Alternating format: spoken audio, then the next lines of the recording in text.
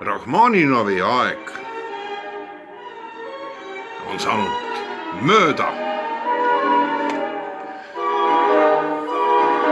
ja on alanud midagi uut.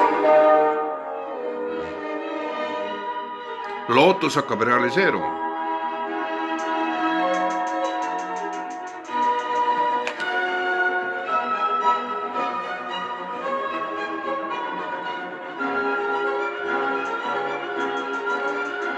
Nendesse aegadesse tagasi minna on üks mu elu ilusamaid mõttemängusi, mõtteekskursse. Ja seda diskursust tollest ajast ma proovingi taas elustada, edastada. See tundekontseptsioon, õigupoolest on see kompositsioon, nii nagu ta minu mälus on säilinud. See on nii sae, see on nii helge. Sest mingil hetkel, ja see oli see, millele ma eelnevaltki viitasin, ajastus. See, et see oli ajastatud, seda ma saan konstanteerida alles nüüd,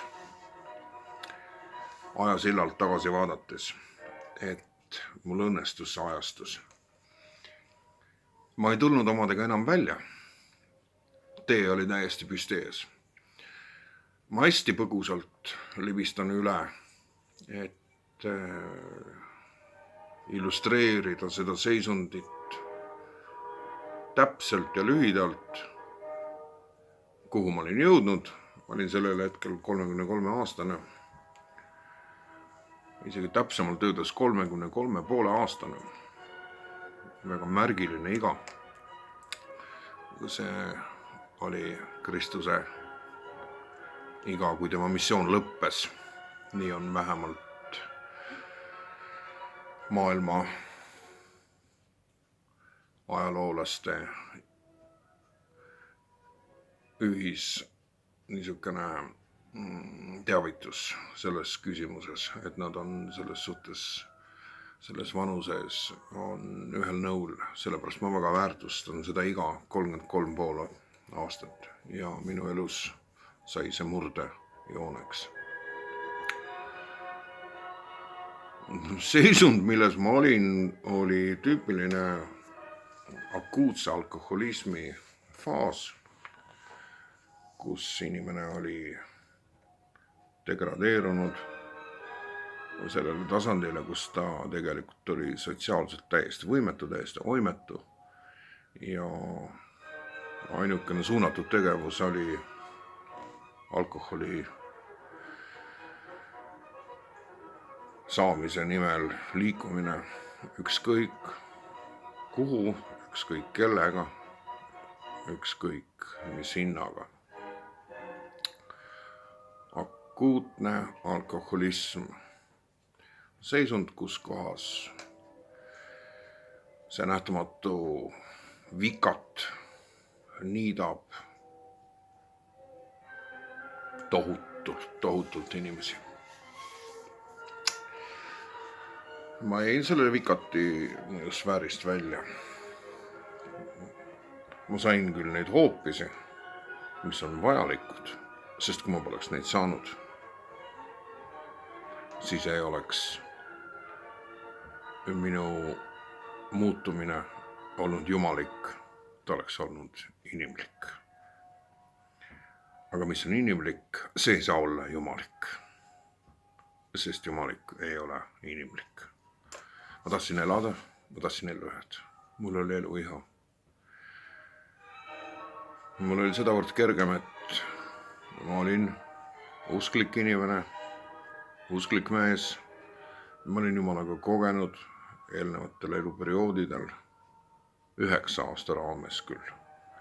33,5 -9. Olin kogenud väga aulisi sündmusi oma saatuses. mis olid just jumalikku laadi. Ja sellegipoolest olin ma langenud sellesse, kus ma siis olin 98. aasta jaanuariks.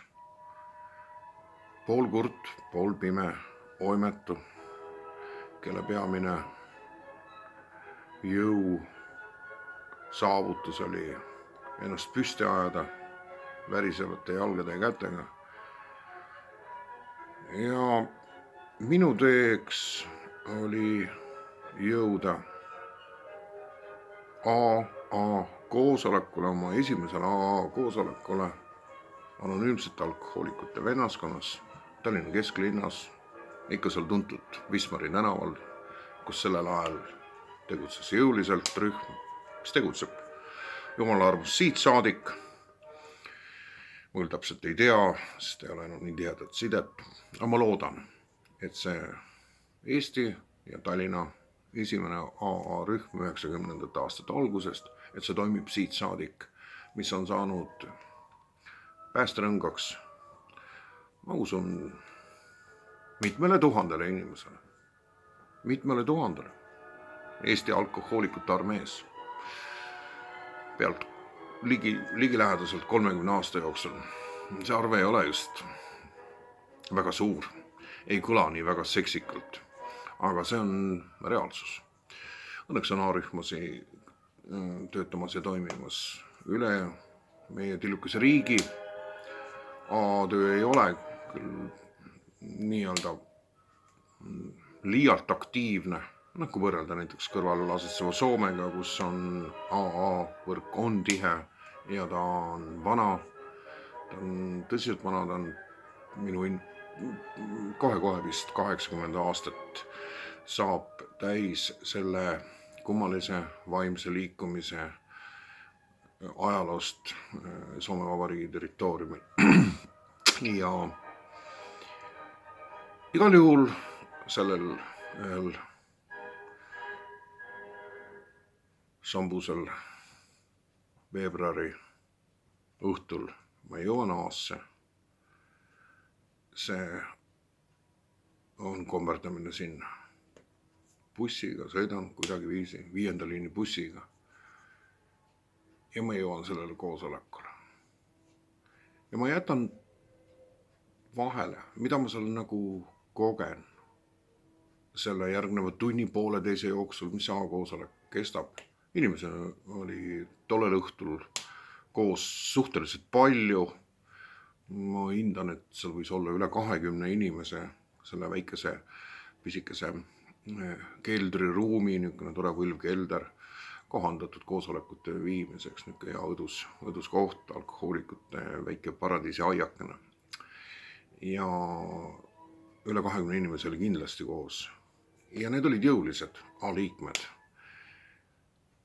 Kõik need, enamik neist, keda ma nägin, kuulsin, hoomasin, tundsin nende mentaalsust, seda elurõõmu, pulbitsevat elurõõmu, usku, niisugust, nagu A-s öeldakse, meeldivat, mõnusat, enesekindlat pohhuismi. Need inimesed on jäänud kaineks. Neid nägusid on päris palju mul silme ees. Need on tublid inimesed, need on mu kaasteelised.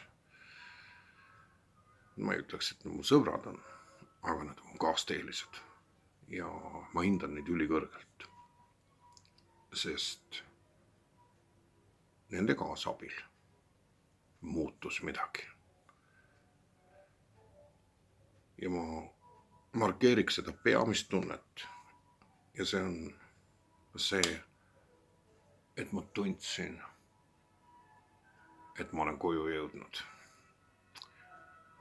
Ma teadsin, et ma olen vihma käest rääst alla jõudnud. Või vastupidi, vahet ei ole. Ma tean, et oli üks samm astutud. Ma teadsin, siit hakkab mu ülestõusmine ja elu. No see peab paika. Nii see läkski. Nii et tinglikult oli minu päästeloo peamiseks väliseks ilminguks anonüümsete alkohoolikute vennaskond ja nende inimeste kohalolek, kellega ma veedan ka järgnevad mitukümmend aastat tihedas kontaktis olles, jagades oma elu, olles tihedas sotsiaalses ja vaimses kontaktis. Jah, õigupoolest ma leidsin sealt ka palju sõpru, kes on siit saadik mu sõbrad. Hakkas uus elu, hakkas uus ajastu minu elus. See oli minu kogemus. Ja ta on selline lineaarne, nagu ta siis nüüd välja kukkus, see tunnistus. Aga mind huvitab enim see, mis sündis mu teadvuses, mis sündis vaimumaailmas,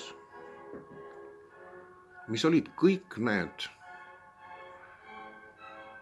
kaudsed ja kõrvalised nähtamatud mõjurid, mis mind just tõid sinna AA-sse, olles kogenud uuesti sünni imet, taassünni, uuesti sünni, päästmisimet Jeesuse Kristuse nimes, kristlikku päästmist,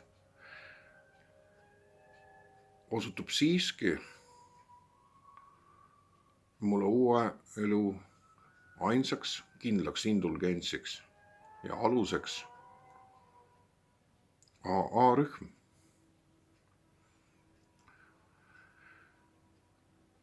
Ma usun, et selle põhjuseks võis olla see, et see ümbritsev sootsium, mis oma olemuselt ei ole mitte ainult ilus, kena, nunn, täis mõistvaid kaaslasi, kus on väga palju tõredaid, vaimselt väga haigeid inimesi, kes samamoodi üritavad jääda püsima, jääda kaineks. On väga palju inimesi, kes sõna otseses mõttes välistavad Jumala. On ka neid, kes vihkavad seda sõna Jumal. Väga kirju on see seltskond, aga just sellise kummalise segasumma suvila või kirju-mirju seltskonna keskel on kõige paremad tingimused vaimseks tervenemiseks. Mitte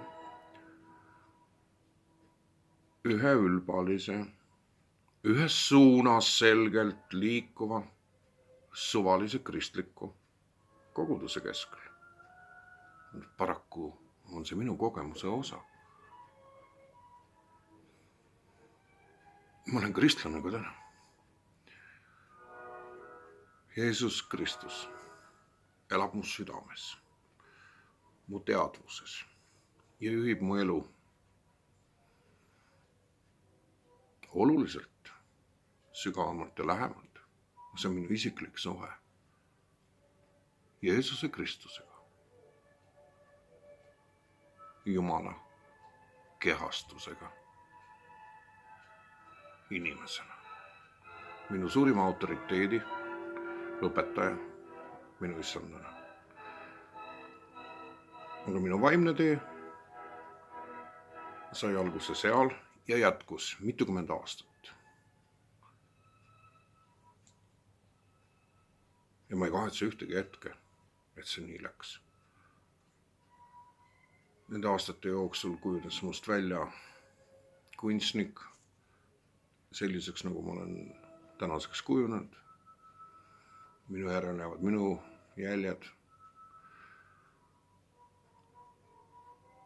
Ja kõike head olen ma omandanud sealsest vaimsusest kantuna. No ja halba ka muidugi. Et see osa, kuhu ma mälestustes läksin praegu ja nii hästi halvasti kui õnnestus, proovisin seda taas elustada, oma mälust välja võtta ja joonistada see pildikana, on minu kogemuse osa. Ja olen selgelt ühemõtteliselt tajunud, et see on väga paljudele inimestele osaks saanud. Ja isegi võib-olla veel võimsamad kui mullegi, kes üldse esimest korda jõudsid Jumala tunnetuseni, kelle jaoks oli see tõesti esimene. Minu jaoks oli selleks ikkagi aastaid ennem seda noore mehena ihutud läbi kristluse Jumala tunnetuseni, mis jäi ilmselt nõrgaks ja ei kandnud välja. Nii et Jumal suunas mind sinna. Et selline kogemuse osa on see, mille ma arvestan nüüd selle kolmanda osa, ütleme, teise poolde. Vaatame, milliseid seoseid tuleb veel neljandas osas.